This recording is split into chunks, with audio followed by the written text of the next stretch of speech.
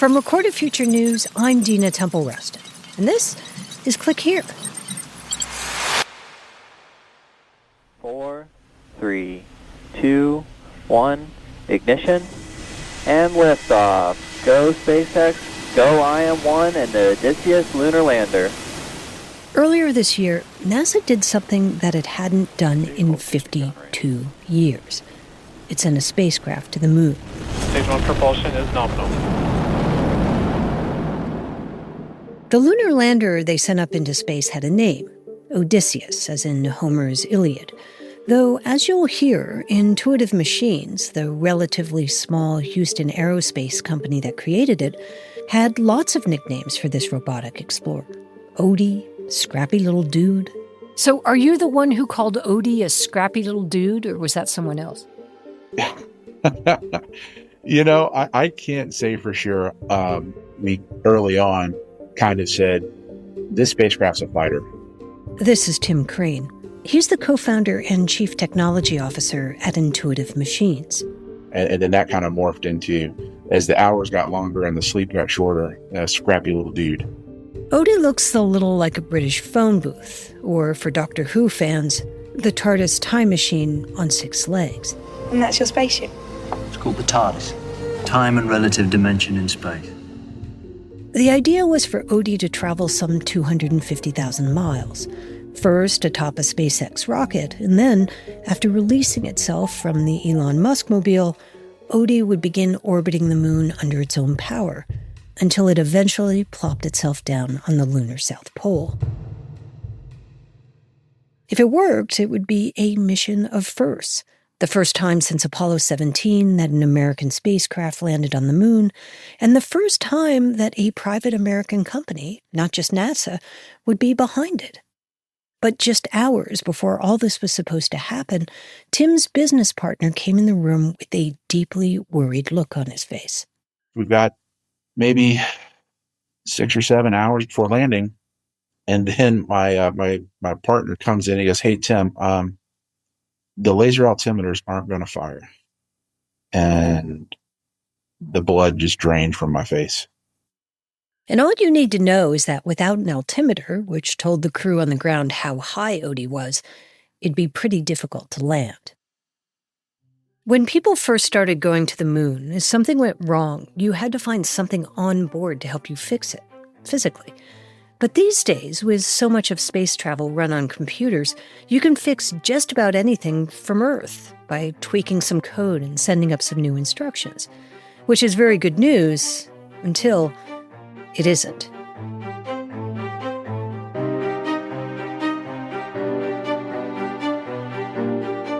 From Recorded Future News, I'm Dina Temple-Rustin, and this is Click Here, a podcast about all things cyber and intelligence. We tell true stories about the people making and breaking our digital world. And today, a story about a scrappy little lunar lander, a team of space geeks, and one of the things that will make modern space exploration different from what's come before it. This space race is hackable. So you don't necessarily need to have phenomenal space capabilities in order to be able to break these space systems with cyber capabilities. Stay with us.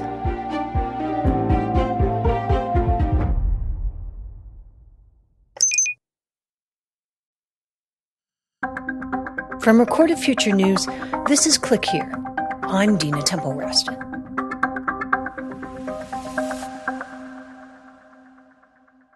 If you grew up in the 1970s like Tim Crane did, you'd have a hard time ignoring space. Time now, 2.5 minutes before the launch of Apollo 13. Test conductor told the astronauts, "Good luck, head for the hill." Apollo 17 is finally on its way to the moon. Space Shuttle Challenger, liftoff from a freezing cold Florida to the cheers of the young students of the first... By 1972, NASA's Apollo program had landed 12 astronauts on the moon. Then there was Skylab, America's first space station. The first crew of Skylab astronauts returned safely to Earth. And that was followed by the Voyager missions, which flew to Jupiter and Saturn to take these spectacular pictures. To extend man's senses farther into the solar system than ever before. So for Tim Crane, coming of age in the 70s and 80s, space wasn't just some light on a far-off field. It was a really visceral thing, like the time he watched the space shuttle land on a carrier from the roof of his dad's office building. My dad had an office at the end of the runway in Barksdale Air Force Base in Bossier City, Louisiana. And we had an opportunity to go climb on the roof of one of the buildings in his office complex, and we saw the space shuttle come in and land on its carrier, and it flew right over our heads.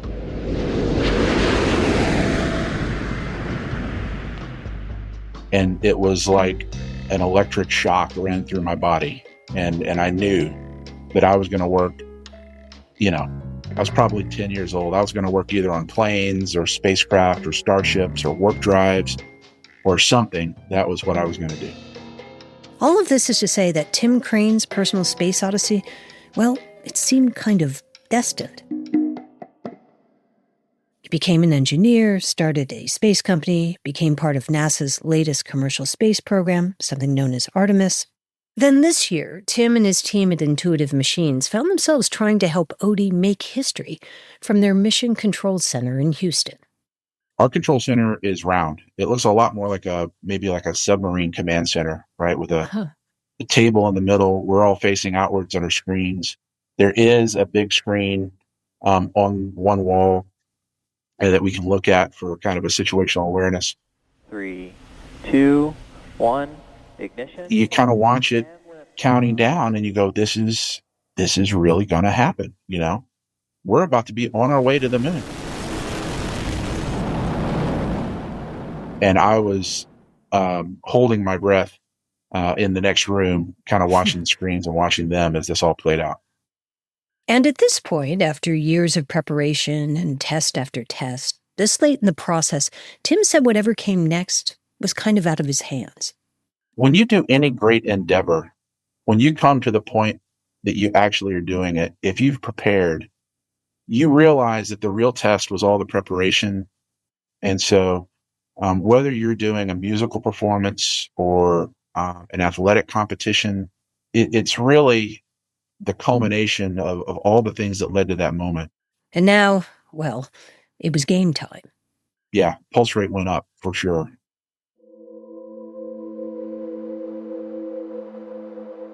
Odie hitched a ride out of the Earth's atmosphere on the back of a SpaceX Falcon 9 rocket. And then, when the Falcon 9 released it, Odie drifted out into space on its own, headed for the moon. Those beautiful pictures then of Odie separating and coasting off from the Falcon 9 upper stage. What a sight. And that just, it's indelibly marked in my memory forever. And what's the feeling that you have? Is it love? What is it? It's hard to describe. Even right now, I want to jump up and pump my fist in the air and just go, yeah. It brings a tingle. Odie was supposed to orbit a few times so the team on Earth could prepare everything ahead of a landing, and that's when Tim's partner came into the control room with some news. He said, essentially, that iconic Apollo 13 line. Houston, we have a problem. He told Tim there's a problem with the laser altimeter, essentially an instrument that helps them gauge how far Odie is from the surface of the moon. The altimeter is really important because if you're a little bit higher, you're going to run out of fuel. If you're a little bit low, you could potentially smash into the moon and, then that's it. You crash. Game over. So at its most basic level, the laser altimeter on Odie measured distance by shooting a laser beam at the surface of the moon. Then, based on the time it took to reflect back, it does a calculation that tells the team on Earth how far Odie is from the surface. There's a clock that says, fire the laser now. The photons shoot out from it, they hit the moon, they come back, and they trigger a detector, and then it stops the clock like a stopwatch, and it goes, I got the return. And based on that time, it goes, well, I know the speed of light, so this is how far away the thing you're looking at, in this case, the surface of the moon is. If it's off, It'd be like thinking you were 3 feet from the car next to you on the freeway when you're only 3 inches. That won't end well. And this is exactly what his partner was telling him now. And, he asked me, what do you think the probability of landing safely is? I said, not much, because we need to know how high we are to safely execute the landing sequence. So the team starts scrambling. And everybody, pouring one more cup of coffee, scratching their chin, looking at whiteboards, scribbling on paper, just racking our brains for what we might do. They were frantically trying to inventory everything they'd used to build Odie, to see if they could repurpose it, and maybe jerry-rig something on board to help them land. Is there something I could do with the radio signal? Could I modify what we're doing with the cameras? Then it dawned on Tim. Wait, we have a lot more than Odie components on board.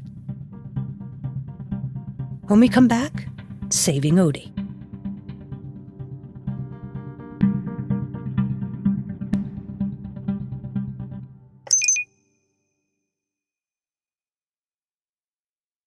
ChatGPT, AI machines, satellite, engine ignition, click here, and liftoff. Before the break, Odie was making extra orbits around the moon, as Tim and the team were scrambling to figure out a way to land a spacecraft without an altimeter. The clock was ticking. Odie had limited fuel. And on top of all that, the lander was about to disappear around the backside of the moon, where its signal would temporarily go out until it rounded back again. This is when Tim had an epiphany. Odie wasn't just landing on the moon on its own. It was carrying experiments, 6 of them, that were supposed to start once Odie landed. And Tim thought, what if there was something in one of those that they could use? So the team started frantically inventorying them. A sensor that NASA had been working on in space navigation sensor, electron sheath, a laser reflector array. And in this mix of experiments, they found something that just might work, a kind of navigation system NASA had wanted to test in space, something called a Doppler LiDAR. It has 3 lasers on it that measure the Doppler shift in the lasers, so that it can directly measure velocity with respect to the surface. So it's different from our optical system. But it might do the trick. It's slightly less accurate, but a slightly less accurate measurement was better than nothing at all. The NASA administrators gave the nod for them to use it for landing, and their scramble began anew to turn something that happened to be riding inside Odie into a vital part of Odie itself. Since we already had those Doppler measurements piped into our navigation system, we figured how we could rewrite the software to also take the range measurements in. Rewrite the software. In other words, hack it. Not to break it so much as to make it do something a little different than it was intended to do. And the hack would essentially give Odie some new commands. It would tell it, hey, get your location reading from this LiDAR that happens to be on board instead of your regular altimeter. Engineers might normally spend weeks on this kind of coding project, but in this case, they only had a fraction of that time. We had 2 orbits to go. Each orbit's about 2 hours. So we're about 4 hours from landing. So Tim had one team doing a lot of math to convert the Doppler measurements into something that Odie would understand. And then he had this other team rewriting navigation code so Odie could interpret this new way of measuring. Some trigonometry and the right-hand rule. 2 hours passed, and you can imagine the scene. The coders chugging coffee and Red Bull, typing like Odie's life depended on it. Unfortunately, the only way to see if their hack actually worked was to completely turn off the navigation system, and then just hope that when it came back online, the new code had installed.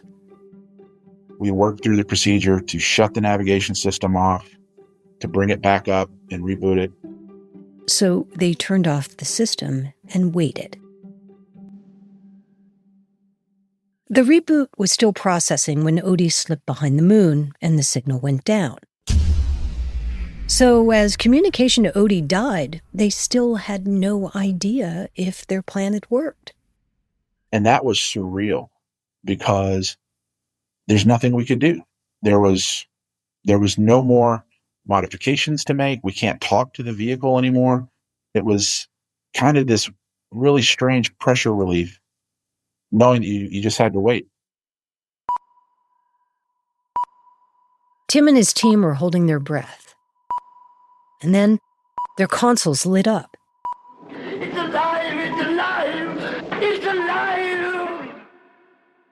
Odie was back, even better than they'd expected. I got to tell you, the visual odometry performance that we were seeing on our consoles was better than we'd ever seen in testing.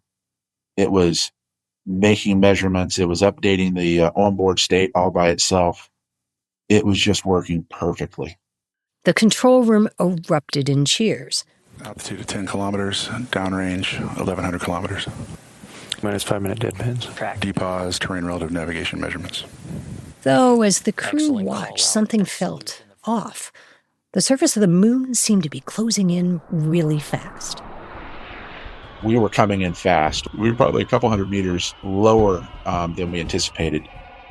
Tim watched on the monitor as Odie was firing its engines to try to slow the descent. 100 meters to go. 80 meters. 70 meters. 50 meters. 30 meters over the landing site, and then we contacted the ground. We hit hard. And then, after what felt like a really long time, the announcement came. Houston, Odysseus has found his new home. They'd done it. They figured out how to save the mission with some very well-placed computer code, which on the one hand was amazing news for Odie, but on the other hand highlights a significant vulnerability. This entire scenario illustrates just how easy it might be to hack a space mission, the very thing space experts say casts a pall over the whole enterprise. So when you make a massive space mission, the big line item is not, oh, someone should go look at cybersecurity. Frankly, there's not a lot of people who know anything about cybersecurity of space systems in order to actually enable that capability. The Odie mission might well have had a completely different ending if they hadn't been able to hack into the lander's navigation system. And while in this case the hackers were hired and overseen by mission control, imagine for a moment if the person on the other end of the keyboard hadn't been trying to save the mission, but instead was trying to make it fail. Experts worry that these cutting-edge missions are vulnerable to the very same cybersecurity threats computer networks are facing here on Earth. Space is the new Wild West. You know, there are no international regulations.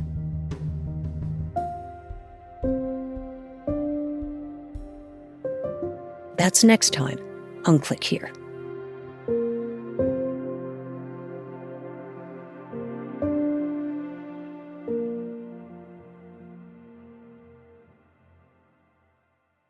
Here are some of the top cyber and intelligence stories of the past week.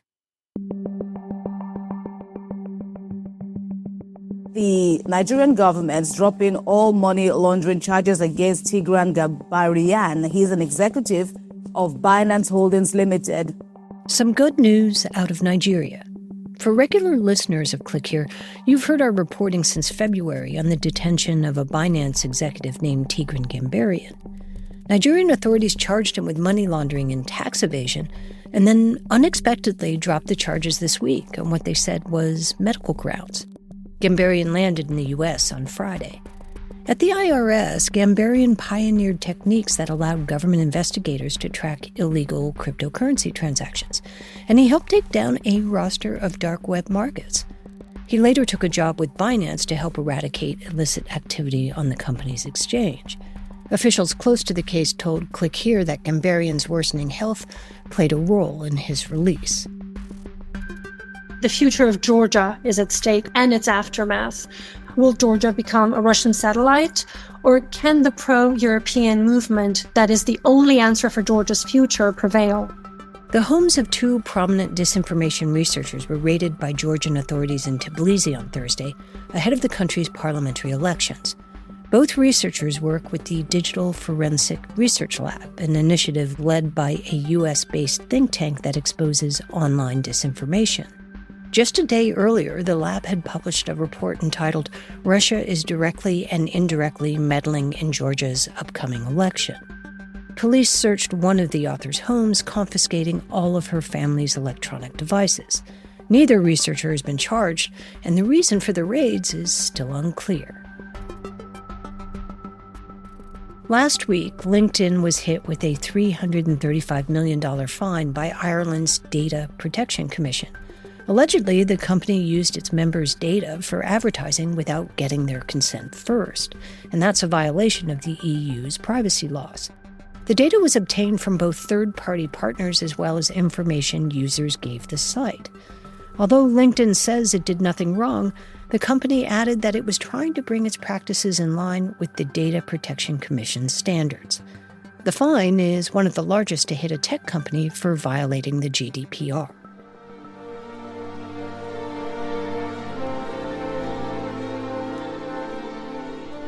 And finally, in Sweden last week, a cello-playing robot took to the stage to perform a composition written by a local composer named Jacob Mullrad. And while we've all heard of self-playing pianos and drum machines, nothing like this has ever been done with a bowed string instrument. The robot is basically just two arms made of 3D printed parts and a computer brain. It was developed by researcher and composer Frederick Rahn. Its very existence is meant to challenge the audience's old-world perceptions about technology in classical music. But let's be honest, it's no Yo-Yo Ma.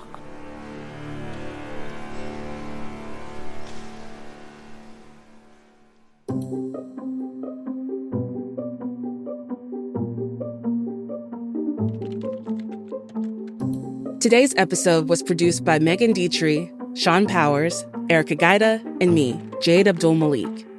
It was edited by Karen Duffin, fact-checked by Darren Ancrum, and contains original music by Ben Livingston, with some other music from Blue Dot Sessions.